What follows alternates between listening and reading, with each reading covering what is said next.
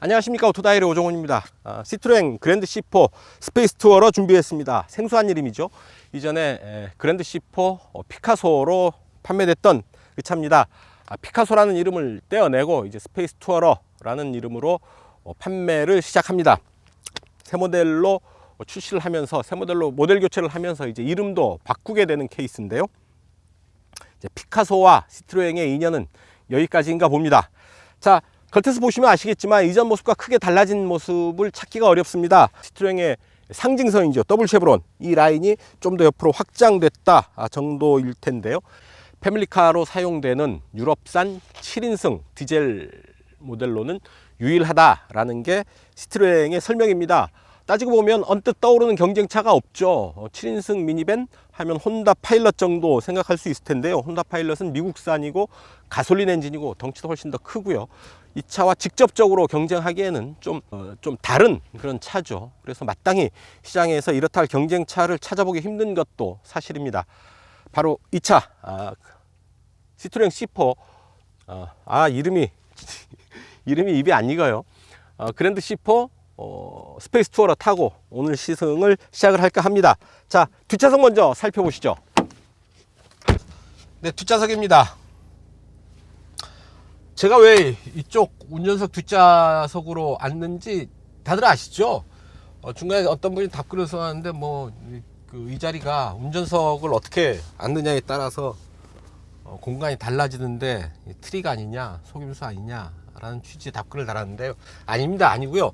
제가 이 자리에 앉는 이유는 운전석에 제가 앉았던 그대로 운전석 좌석을 그대로 두고 뒷좌석으로 제가 옮겨 앉았다라는 의미입니다. 제가 어차피 시승을 혼자 시승기를 진행을 하다 보니까 옆에 누구의 도움을 받기도 힘들고요. 자세 잡기도 힘들기 때문에 최대한 그럼에도 불구하고 최대한 객관적인 객관적인 입장을 취하기 위해서 제 나름대로는 이렇게 노력을 하고 있는 겁니다. 제가 이 자리에 앉는 이유, 그런 뜻이 있다라는 것 말씀을 드리고요. 앞으로 주먹 두 개가 이렇게 여유 있게 들어가죠. 한 두 개 반은 충분히 들어가지 않을까 싶을 정도의 공간이 남아 있습니다. 시트를 안으로 좀 파놓은 효과도 있죠.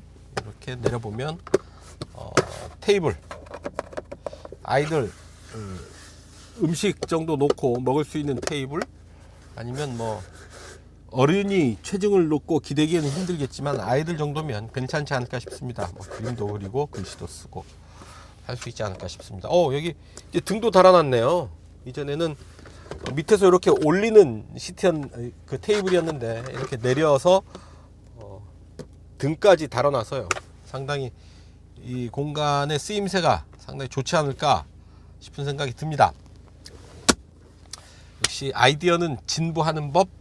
하나를 테이블을 만들어 놨더니 그 테이블, 여기에 자리한 테이블이 점점점 이제 진화를 하는 거죠, 나름대로. 자, B필러 안쪽으로 송풍구를 배치를 했습니다. 풍량을 5단계로 조절할 수 있는 송풍구. 그래서 덕분에 뒷좌석에서도 어떤 공조장치의 쾌적함을 마음껏 누릴 수 있지 않을까 싶습니다. 어깨보다 한참 밑에 차창이 내려와 있습니다. 그만큼 어떤 차창을 넓혀서 개방감을 최대화했다라고 볼 수도 있는데요. 아이고야. 이렇게 햇볕 가리개를 사용을 할 수도 있고요. 차창을 원터치로 이렇게 내려갈 수도 있습니다. 차창은 제일 끝부분에 1cm가 채 안 되는 공간 정도를 남겨놓고 있는데요. 큰 의미는 없을 것 같고요. 차창은 완전히 열린다라고 볼 수 있겠습니다. 자, 원터치로 올라가고요. 내려갑니다. 뭔가 장애물이 걸렸을 땐 다시 반대 방향으로 감기고요. 어쨌든 무엇보다도 대단한 개방감이다 싶습니다. 지붕에는 파노라믹 글래스 루프를 적용을 했고요. 또 앞창은 또 앞창대로 상당히 넓은 차창을 가지고 있죠. 옆창도 그렇습니다. 그래서 전체적으로 바디 면적에서 이 유리가 차지하는 비율이 아마 가장 많은 차가 이 차가 아닐까 싶습니다. 뒷좌석 바닥은 아주 평평하게 되어 있습니다. 센터 터널이 솟아나 있지 않고요. 아주 평평하게 되어 있어서 뒷좌석 가운데 좌석도 편하게 이용을 할 수가 있습니다. 자, 이렇게 앉으면 헤드레스트가 등 한참 가운데 내려와 있죠. 이렇게 올리면 헤드레스트도 편하게 세팅을 할 수가 있고요. 뒷좌석은 되게 6대4로 구분을 해서 하죠. 근데 이 차는 1대1대1의 시트를 사용을 하고 있습니다. 그래서 가운데 좌석만 이렇게 조절을 할 수도 있고요. 이 시트들을 다 앞으로 이런 정도로 더 당겨서 트렁크를 좀 더 확장을 할 수가 있죠. 뒤로 이만큼 더 밀어서 좀 더 뒷시트를 편안하게 즐길 수도 있습니다.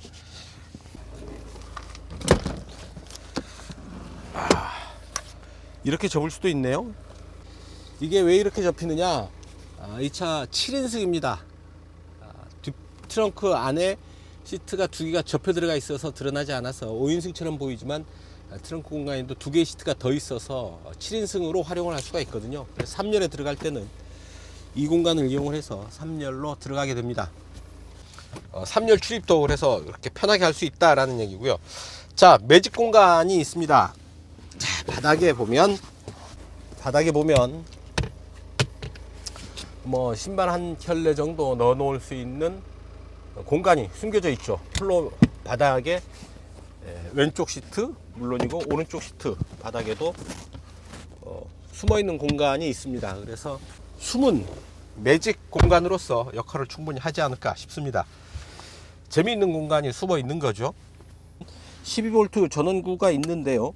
이 부분은 또 공간의 마법이 또 하나 펼쳐지는 게 이 센터 콘솔 박스인데, 앞좌석에 가서 마저 설명을 드리도록 하겠습니다. 나름 유효한 공간, 유효하게 넓은 공간을 확보하고 있는 뒷좌석 공간이고요. 그렇게 불편하지 않고 탁 트인 시야, 넓은 스페이스, 그리고 12V 전원구, 그리고 분리되어 있는 각각 분리된 시트까지 제법 유용하게 쓸 수 있는 뒷좌석 공간이 아닐까 싶습니다. 이제 앞으로 건너가시죠. 네, 운전석입니다. 탁 트인 개방감이 저절로 미소를 띠게 만드는군요. 앞이 시원하게 뚫렸습니다. 정수리까지 확 벗겨진 대머리의 시원함, 뭐 이런 비유 어떨지 모르겠습니다만 그런 느낌이 확 드네요. 자, 시동을 한번 걸어 볼까요? 브레이크를 밟고 이렇게 버튼식 시동을 누르면 시동이 걸립니다. 계기판 먼저 보시죠. 계기판은 몇 개의 모드로 선택을 할 수가 있습니다. 퍼스널, 이런 스타일이고요. 주행, 이런 스타일입니다. 다이얼 모드도 준비되어 있고요. 트립 AB, 현재 정보. 야간에 달릴 때는 이렇게 최소화해서 달리면 눈의 피로를 풀 수가 있겠죠. 그리고 자, 스티어링을 한번 볼까요? 자, 하나, 둘, 딱 3회전 하죠. 기분 좋게 3회전 하는 스티어링 휠입니다. 스티어링을 아래쪽은 일자로 이렇게 깎아 놔서 살짝 디컷 스티어링으로 만들어 놓았죠. 스티어링 휠 아래 오른쪽은 시프트 업, 왼쪽은 시프트 다운, 패들 시프트를 적용을 했습니다. 그 아래 아주 얇은, 뭐 이쑤시개처럼 얇은 막대기 하나가 이제 컬럼 타입의 변속 레버죠. 주차에서부터 후진, 전진, 매뉴얼까지 다 이 조그만 레버 하나로 조절을 합니다. 변속 레버가 위로 올라오는 바람에 이 변속 레버 주변 부는 완전히 비어 있죠. 그래서 조수석으로 사람이 직접 왔다 갔다 하기에도 편하고요. 좀 더 넓은 공간을 확보할 수 있게 되었습니다. 자, 스티어링 휠 앞쪽에 있어야 할 계기판은 없습니다. 가운데로 옮겼죠. 12인치 모니터를 센터페이스의 제일 상단 깊숙하게 배치를 해서 계기판의 역할을 하도록 만들었습니다. 덕분에 이 계기판의 정보는 운전자만의 것이 아니라 모두가 볼 수 있는 그런 계기판이 됐죠. 주행 정보의 모든 것을 이제 동승자는 물론 탑승객들이 쉽게 볼 수 있는 그런 환경이 된 겁니다. 과속하거나 좀 거칠게 몰거나 하면 좀 잔소리 좀 들을 각오를 해야 되겠죠. 자연스럽게 차분하게 운전할 수밖에 없는 구조를 유도하는 겁니다. 이 7인치 모니터는 안드로이드 오토, 애플 카플레이 모두 대응을 합니다.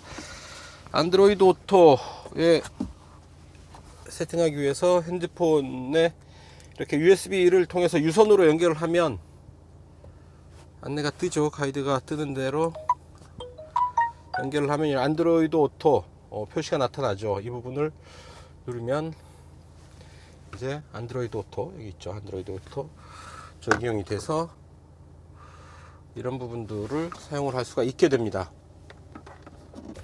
아주 핸드폰과 연결해서 핸드폰에 있는 내비게이션을 이렇게 이용을 할 수가 있는 거죠. 자, 센터 콘솔이 아주 깊고 넓은 센터 콘솔이 자리 잡고 있는데요. 아예 이렇게 떼어낼 수 있습니다. 센터 콘솔을 아예 떼어내서요. 좀 더 넓은 실내를 확보할 수가 있게 되는 거죠.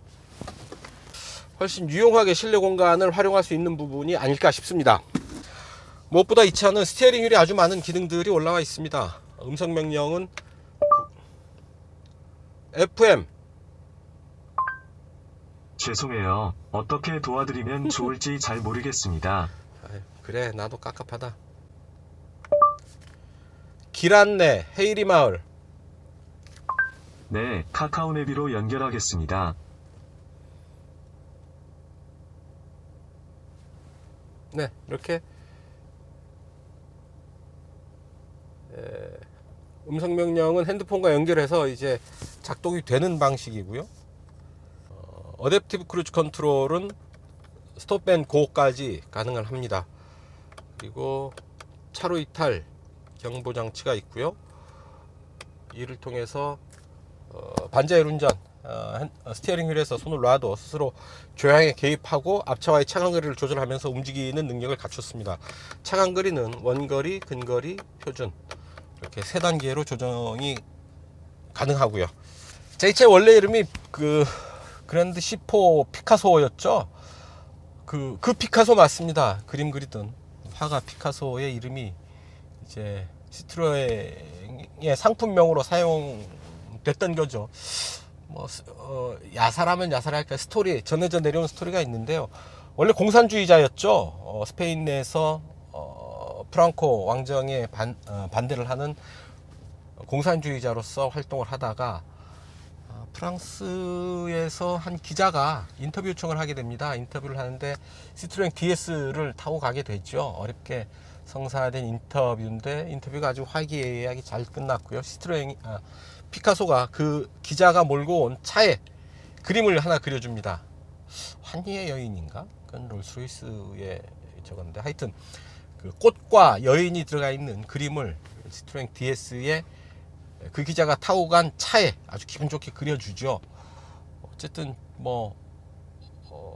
그 기자는 워낙 경제적으로 공공했던 터라 가자마자 그 차를 웃돈을 받고 팔아버리죠. 그 차는 그 후로 흔적을 못 찾는다고 그래요.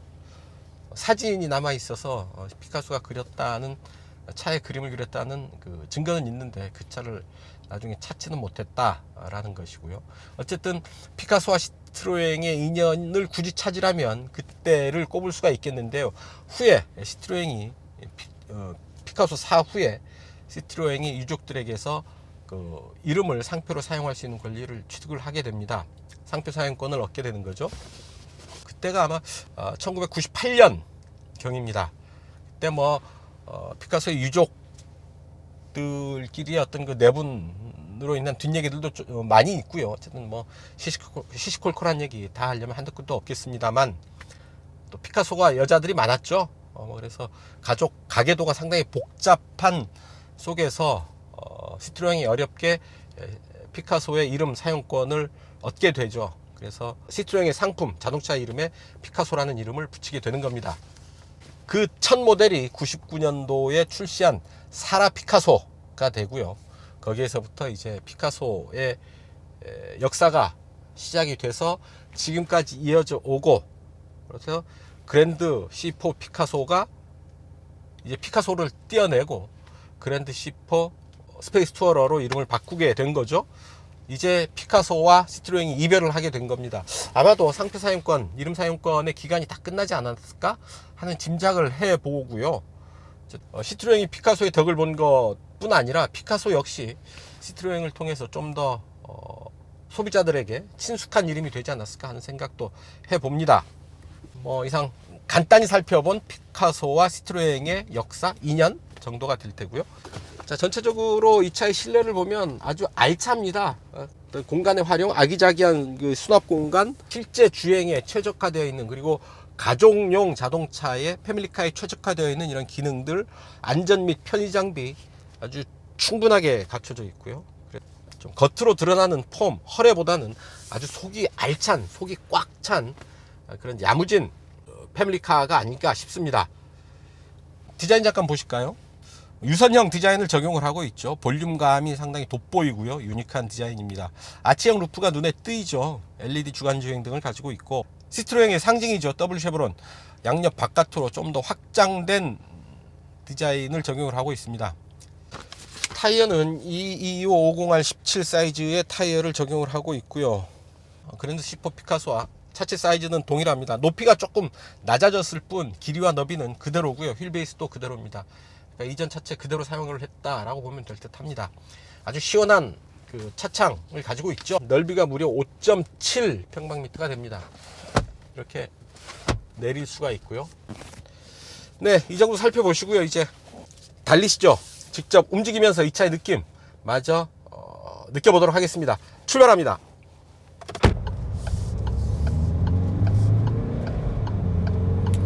차를 운행하는 게 무척 죄송스러울 정도로 미세먼지가 아주 심한 날입니다. 온 세상이 뿌연데요.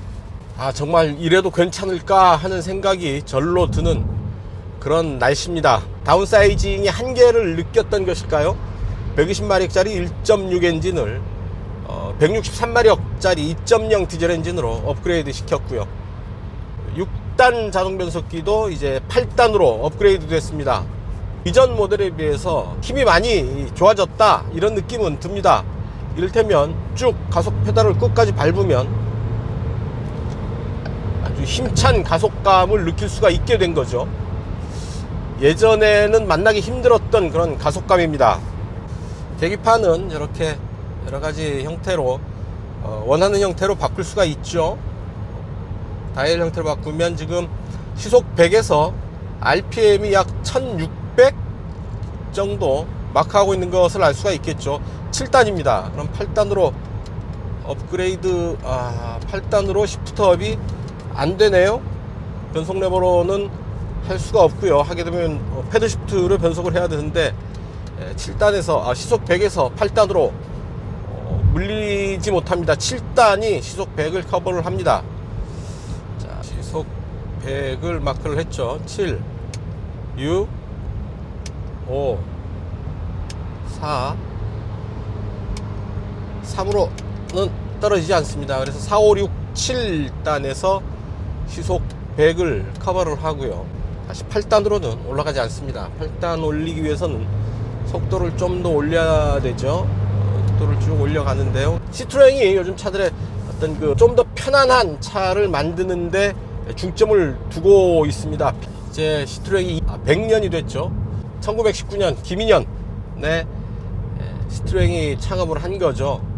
브랜드 철학이 있습니다. Be different, feel good. 다르게 하지만 편안하게.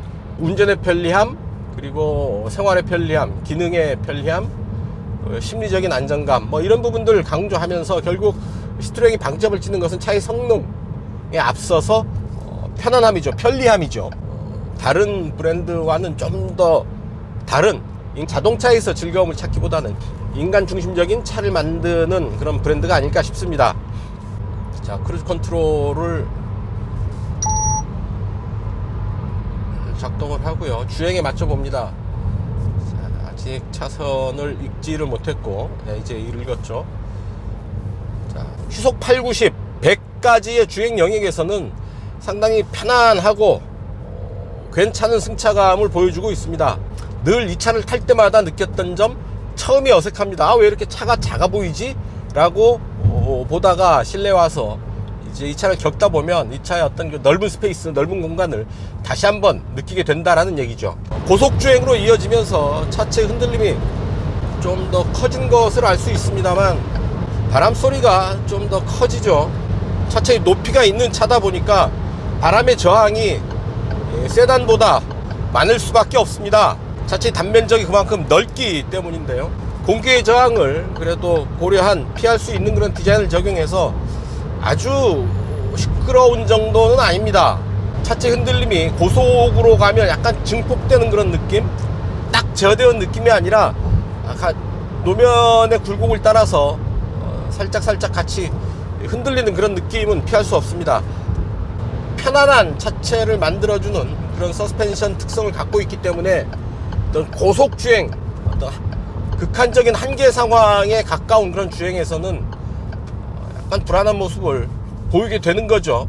그게 이 차의 결점이 될 수는 없고요. 이 차는 그렇게 고속주행을 하는 차가 아니거든요.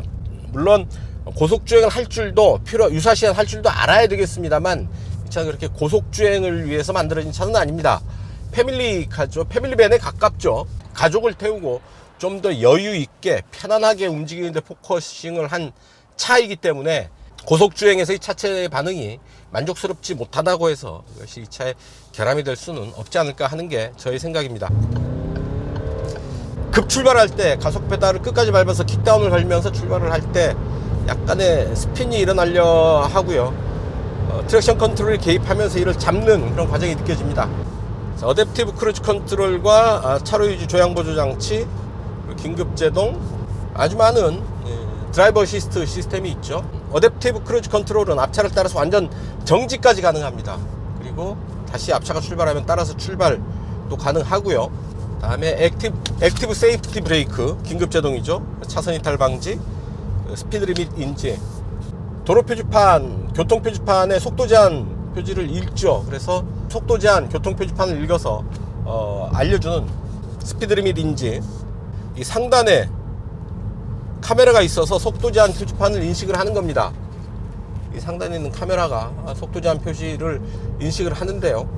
360도 카메라, 사각지대 모니터링 시스템, 파커 시스템, 자동 주차 브레이크, 운전자 휴식 알림. 운전자 휴식 알림은 시속 65km 이상으로 2시간 이상 달리는데 휴식을 하지 않았다면 쉬었다 가라 라고 이제 찻잔 표시를, 커피잔을 계기판에 띄워주는 거죠. 차 한잔 하고 가, 이제 그런 얘기입니다.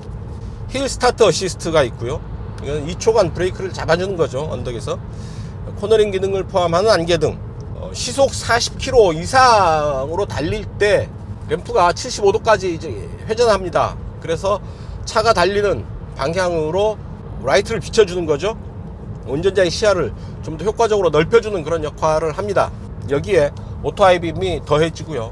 그래서 상당히 전방위적으로 이 차의 어떤 전후 좌우, 그리고 뭐 저속에서 고속에서 차로를 유지하고 차간거리를 유지하고 급할 때 제동을 하고요. 비춰주고 알려주고 휴식을 권고하고 뭐 이런 부분들 운전자를 지원을 하고 있어서 운전자의 어떤 어떻게 보면 운전자의 빈틈을 구석구석에서 다 메워준다고 할까요? 아니면 누군가가 운전자와 함께 앉아서 마치 고스트, 유령 같은 보조 운전자가 운전자와 함께 앉아서 운전을 같이 하고 있는 그런 느낌을 받게 되는 겁니다. 나를 지켜주는 어떤 수호천사의 느낌? 그래서 뭔가 혼자 운전하고 있지만 누군가가 나를 한 번 더 지켜준다는 그런 느낌을 충분히 받을 수가 있습니다. 기분 좋은 거죠. 괜찮습니다. 차의 승차감은 아주 편안한 정도의 느낌을 줍니다. 시속 지금 80, 90 정도의 속도에서 그런데요. 이 차의 성격이 딱 들어맞는 거죠. 벌써 이름부터 이 차의 지향하는 바를 잘 얘기해 주고 있죠. 스페이스 투어러. 아주 넓은 공간을 가지고 여행을 하기에 좋은 차다라는 것을 알 수가 있겠습니다. 누구와? 가족과 함께, 가족과 더불어서 넓은 공간을 만끽하면서 움직이기에, 여행하기에 좋도록 만들어진 차다라는 거죠. 그래서 승차감이 우선이겠죠. 어떤 주행 안정감, 조종 안전성을 높이기 위한 하드한 서스펜션은 스페이스 투어러에 맞지 않는 그런 성격 아니겠습니까? 조금 충격을 받아 안는, 그래서 포근한, 폭신한 그런 느낌이 이 차에는 더 어울린다라는 얘기죠. 자, SCR 시스템을 적용을 해서 배기가스 처리를 하고 있고요. SCR 시스템이 질소산화물의 90%, 미세먼지의 99.9%를 제거해서 배출을 합니다. 아주 오늘 하늘과 땅 사이에 미세먼지가 가득한 날인데요. 그나마 SCR 시스템을 적용한 이 차를 타고 있어서 미안한 마음은 조금은 덜 수 있지 않을까 싶습니다. 배기가스 부분에 있어서 PSA 그룹은 아주 최강 브랜드라고 해도 좋을 만큼 전 차종이 아주 까다로운 유럽의 배기가스 기준을 모두 만족하고 있습니다. 유로 6.2 WLTP 기준을 전 차종이 만족하고 있다라는 얘기죠. 고속 코너에 들어가 보겠습니다. 자, 차체 높이가 있어서 코너에서 아주 과격한 혹은 적극적인 코너를 하기에는 적합하지 않은데 말이죠. 과연 어느 정도의 느낌을 전해줄지요. 자, 조금 기울여 보는데요. 차를 잘 버텨줍니다. 약간 말랑거리는 느낌, 그래서 차체가 많이 기우는 느낌이 있는데 그 상태에서 조금 더 밟아주는데요. 밟아줬는데 아주 잘 버티면서 부드러운 서스펜션이지만 코너에서 아주 잘 버티고 있습니다. 디젤 엔진의 반응이 상당히 부드럽고 또한 필요할 때는 강한 모습도 보여주고 있습니다. 편안하게 달리다가 필요할 때 힘을 쓰면 아주 강하게 내달릴 줄도 아는 거죠. 163마력의 힘을 언제든지 끌어낼 수가 있습니다. 그렇게 조용하지도 그렇다고 신경에 거슬릴 만큼 시끄럽지도 않습니다. 차분하게 움직이면서 왜 다 디젤이야 하는 정도의 느낌, 그런 느낌을 전해주고 있는 거죠. 아주 그런 날카로운 조향보다는 여유 있는 조향이 어울릴 텐데요. 그래도 조향 반응은 좀 빠른 편인 듯 합니다. 서스펜션이 확실히 물렁하다, 소프트하다, 그런 느낌은 분명히 있는데요. 그렇다고 차를 제어하는데 지장을 줄 정도는 아닙니다. 충분히 차를 제어할 수 있고 조향 반응도 그렇게 무디지 않고 빠른 편입니다. 자, 제동 한번 볼까요? 쭉 가서 속도를 쭉 올린 뒤에 90, 100 하나 둘 셋.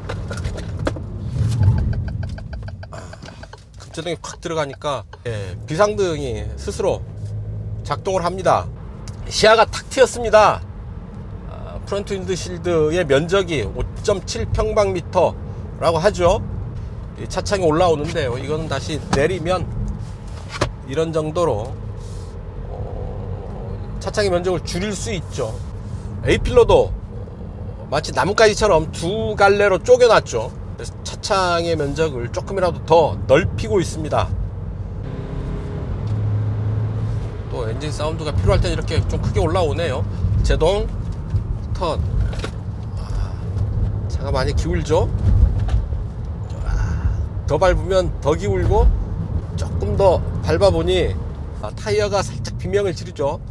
하지만 시트가 운전자의 몸을 잘 지탱하고 있습니다. 코너에서, 타이트한 코너에서 차체는 많이 기우는 느낌이 있지만 그 기우는 차체에서 운전자의 몸을 시트가 잘 버텨주고 있다라는 얘기죠. 아주 강한 코너링, 고속 질주 뭐 이런 거와는 어느 정도 거리가 있는 차죠.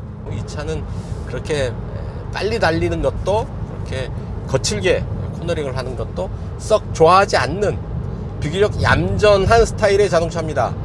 당연하죠. 가족들 옆에 애 태우고 강한 드라이빙, 스포츠 드라이빙, 운전자의 재미를 자극하는 그런 아주 거친 질주를 이어간다면 동승객들이 좋아하지 않겠죠. 특히나 이 차 계기판이 정보 표시창이 가운데에 몰려 있습니다. 운전석 앞에는 아무것도 없습니다. 모든 탑승객들이 이 계기판을 통해서 현재의 속도, RPM, 연비, 실시간 연비 이런 부분들을 실시간으로 다 같이 정보를 공유하고 있는 거죠. 적어도 이 차 안에서는 이 차의 주행 정보를 모두가 다 함께 알 수가 있습니다. 아주 과속을 한다든지 높은 RPM을 쓴다든지 하면 사람들이 불편함을 많이 느끼겠죠. 가만히 달리다가도, 편안하게 달리다가도 속도계를 보는 순간 멀미하고 불편해 하시는 분들이 분명히 계시거든요. 그런 면에서 스페이스 투어러 모두가 함께 편안하게 즐기면서 달리는 차가 맞겠다 싶습니다. 자, 제한속도 이내로 편안하게 차를 움직이고 있습니다. 아주 더없이 좋은데요. 이 차 타고 여행을 갔으면 좋겠습니다. 한 3년 전에 이 차를 한 3개월가량 장기 시승했던 적이 있습니다. 그때 느꼈던 그런 소소한 그 부분들 역시 여전히 잘 간직하고 있고요. 그때 파워트레인이 약하다는 부분을 좀 제가 언급을 했었는데요. 꼭 그래서만은 아니겠죠. 어쨌든 파워트레인을 업그레이드한 게 2.0 엔진으로 올린 게 상당히 잘한 선택이다 싶습니다. 이전에 비해서 훨씬 더 여유 있는 힘, 좀 더 강해진 힘을 바탕으로 차가 좀 더 편안하게 거동을 할 수가 있습니다.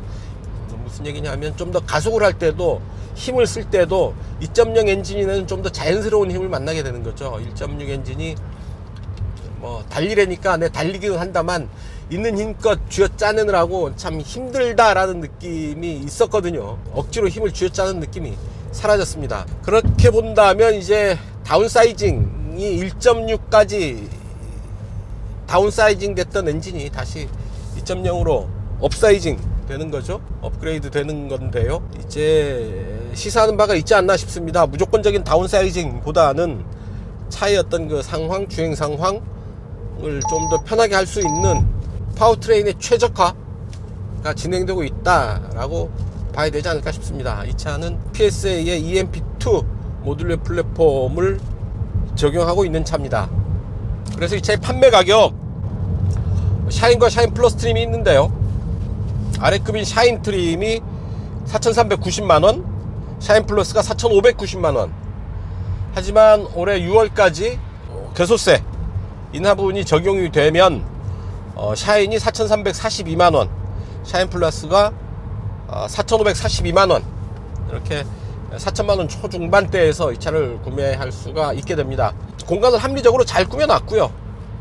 또 승차감 아주 편안하고 무엇보다도 탁 트인 개방감이 주는 시원함, 청량감, 뭐 이런 부분이 이 차의 가장 큰 매력이 아닐까 싶습니다. 단도직입입니다. 운전석 시트는 로터리식 스위치로 조금씩 돌려야 시트가 돌아갑니다. 등받이가 돌아갑니다. 이런 식인 거죠. 한 번에 딱 넘어갈 수 있으면 좋겠는데요. 시트를 돌리느라고 너무 힘도 들고요. 시간도 많이 걸립니다. 근데 또 조수석은 보면 이렇게 한꺼번에 움직일 수 있는 방식을 택하고 있습니다. 뭐죠? 운전석은 열심히 돌리고 조수석은 한 번에 돌아가고, 운전석은 차가 움직이는 중에도 조금씩 돌려서 안정감 있게 돌리라는 얘기인가요? 조수석은 뭐 한 번에 제껴도 되지만 어쨌든 뭔가 좀 제대로 설명이 되지 않는 부분이어서 왜 그렇지? 하는 생각이 들고요. 무엇보다 운전석은 이렇게 조금씩 돌리는 게 불편합니다. 차로 유지 보조 시스템은 차로를 자꾸 건드립니다. 그래서 차로 중앙을 꾸준하게 일관되게 유지하는 것이 아니라 차로를 밟아서 넘을까 말까 하다가 다시 안으로 밀어 넣어주면 다시 들어오고요. 그리고 다시 또 밟습니다. 또 밀어 넣고요. 마치 담장을 넘으려는 아이들, 학생들처럼 자꾸 넘어가려 하고 막고, 넘어가려 하고 막고, 뭐 이런 과정의 반복인데요. 은근히 신경이 쓰입니다. 어차피 이제 앞으로 완전 자율주행을 향해서 조금씩 개선을 해야 된다고 한다면 이 부분도 차로 중앙을 일관되게 유지하는 게 낫겠죠. 좀 더 나은 개선된 어떤 기능을 기대해 봅니다. 자, 비었습니다. 하나, 둘, 셋. 자, 킥다운을 걸고 속도를 높여갑니다. 자, 163마력이고요. 이 차의 공차 중량 1725kg입니다. 그래서 마력당 무게비 따져보면 약 10kg 조금 더 나옵니다. 그래서 제로백도 아마 10초 전후 되지 않을까 싶은데요. 데이터를 통해서 한번 살펴보도록 하죠. 네, 여기 헤일이고요. 서울까지 돌아가는 55km 연비 테스트를 하도록 하죠. 자, 현재 정보 한번 볼까요? 자, 트립 1의 평균 속도 시속 25km, 평균 연비 12.5, 총주행 71, 715. 자, 마찬가지네. 자, 트립 1을 다시 세팅합니다. 예, 됐습니다. 출발합니다. 주행 모드를 따로 선택할 수 있는 방법은 없죠. 주행 모드는 따로 선택할 수가 없습니다. 선택의 여지가 없습니다. 그냥 움직이면 되고요. 편안하게 차분하게 낮은 RPM으로 움직이면 되겠습니다. 오토 스탑 시스템이 있어서 차가 멈추니까 여지없이 꺼지죠. 엔진 시동이. 자, 이 차의 공인 복합 연비는 12.7 km/리터, 리터당 12.7km 가는 게 이 차의 공인 복합 연비입니다. 17.5로 올라오죠. 푸조 시트로엥 PSA 그룹의 특히 디젤 엔진의 연비는 타이 추정을 불허하죠. 단연 갑이라고 해도 과언은 아닙니다. 과연 오늘은 어느 정도의 연비를 보여줄지요. 시트로엥 C4 그랜드 스페이스 투어러 오늘 어느 정도 연비를 보여줄지 기대하면서 이제 자유로로 향하겠습니다. 어느 때와 마찬가지로 오토다이어리 연비 코스 헤이리마을 출발해서 행주대교 지나서 미수교차로로 빠져나가서 교대역까지 가는 약 55km 구간에서 연비 체크를 하겠습니다. 자, 12.7이 이 차의 공인복합 연비인데 23.8까지 올라갔습니다. 한 30 찍어보죠. 네, 행주대교 북단까지 달려왔습니다. 자유로고요. 평균 시속 70km, 평균 연비 25.6. 대단합니다. 이 차의 공인복합 연비 12.7이니까요 2배의 연비를 보여주고 있습니다. 2배보다 좀 더 좋은 거죠. 마치 구름 위를 달려가듯 살살살살살살 가속 페달을 밟는 듯 마는 듯 조절을 하고 있는데요. 동작대교 남단 이제 이수교차로로 빠져나가는 지점입니다. 연비 25 유지하고 있고요. 평균 시속 67km 기록하고 있습니다. 이제 50km 달려왔죠. 이제 5km 정도 시내 구간을 통과해야 되는데요.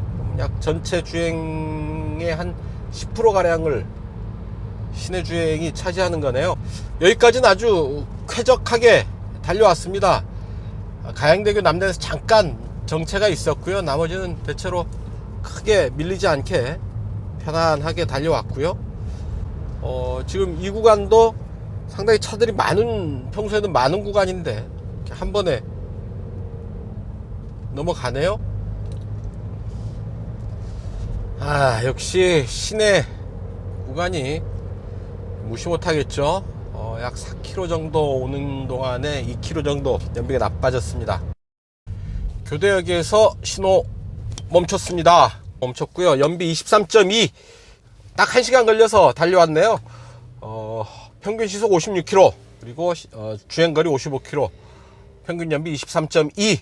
대단한 연비죠. 12.7km가 공인복합 연비인데 10km 이상, 리터당 10km 이상 더 달리는 아주 탁월한 연비 확인할 수 있었습니다. 역시 연비는 운전자 하기 나름이라는 사실 다시 한번 느끼면서 연비 테스트 여기서 정리합니다.